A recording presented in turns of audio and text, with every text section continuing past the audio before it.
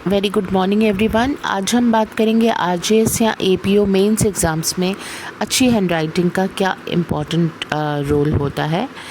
देखिए, mains exams में good handwriting is very important because it helps examiners read and understand your answers easily. Examiner आपकी writing को जब ठीक से समझ पाते हैं, आंसर को पढ़ पाते हैं, तो ये उनके लिए बहुत हेल्पफुल होता है। क्लियर और लीजिबल हैंडराइटिंग जो है वो इंश्योर करती है कि आपके आंसर्स जो हैं उससे मिस इंटरप्रिटेशन नहीं होता है। आपने जो लिखा है वही बात एग्ज़ामिनर समझ पाते हैं और आपको ये क्रेडिट मिलता है, जो आपकी नॉलेज है वो ठीक से एग्ज़ामिनर तक पहुंचती है, उसमें कोई मिस इंटरप्रिटेशन नहीं होता।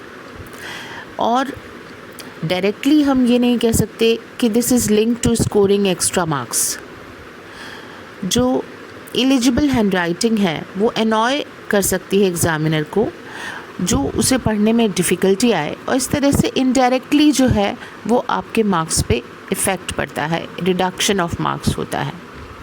तो अच्छी हैंडराइटिंग क्यों इम्पॉर्टेंट होती है? क्योंकि सबसे पहली बात, एनहेंस करता है लिजिबिलिटी को। Clear handwriting reduces the risk of miss interpreting your answers. Examiner जब आपकी बात को ठीक से समझ पाते हैं, मिस इंटरप्रिटेशन नहीं होता है, तो आपकी नॉलेज के बारे में उनको पता लगता है ठीक से, और आपको वो आंसर्स को समझ पाते हैं। Ensured precision. Good handwriting helps you communicate your ideas precisely. आप जो प्रिसाइज तरीके से आपको, क्योंकि आंसर्स लिखने का वहाँ पे टाइम लिमिटेड मिलता है, तो प्रिसाइजली आप अपनी बात को कम्युनिकेट कर पाते हो। स्ट्रेस रिड्यूस होता है इससे। Struggling to write legibly can add unnecessary stress during the exams. Positive impression पड़ता है। जो नीट हैंडराइटिंग होती है उससे आपके बारे में पता लगता है कि किस तरीके से आपके जो थॉट्स हैं उसके बारे में पता लगता है। पॉजिटिव इम्प्रेशन पड़ता है। नीट हैंडराइटिंग जो है वो फेवरेबल इम्प्रेशन क्रिएट करती है एग्ज़ामिनर पर। थॉट्स की क्लैरिटी होती है। गुड हैंडराइटिंग में suggest a clear mind and thought process. तो आप इसे इम्प्रूव कैसे करें? इसकी प्रैक्टिस आपको रेगुलरली करनी चाहिए। Consistent practice is the key to improving your handwriting. Focus on each letter. Pay attention to the formation of each letter.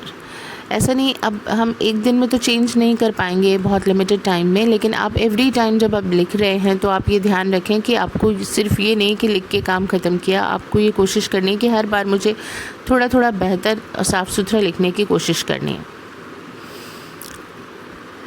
उसके लिए आपको लाइन वाले पेपर का यूज़ करना है। मेन एग्ज़ाम्स के अंदर आपके लाइन वाले पेजेस ही आएंगे, तो ऐसा कोई इशू है नहीं। और पेन का ग्रिप जो है वो स्टेबल ग्रिप होना चाहिए, करेक्ट पेन ग्रिप होना चाहिए, इसका ध्यान रखें। गुड पोस्चर में कंफर्टेबली आपको डेस्क पे बैठ के लिखना है, ये भी आपको हेल्प करेगा। तो ये कुछ टिप्स जो हैं जो कि आपको ध्यान रखने चाहिए, जिससे कि आप अच्छी हैंडराइटिंग के अंदर आप अपने आंसर्स को प्रेजेंट करें। और ये सबसे पहला की पॉइंट होता है आपके मेंस एग्ज़ाम्स में अच्छे मार्क्स लाने का। So best of luck. Thank you.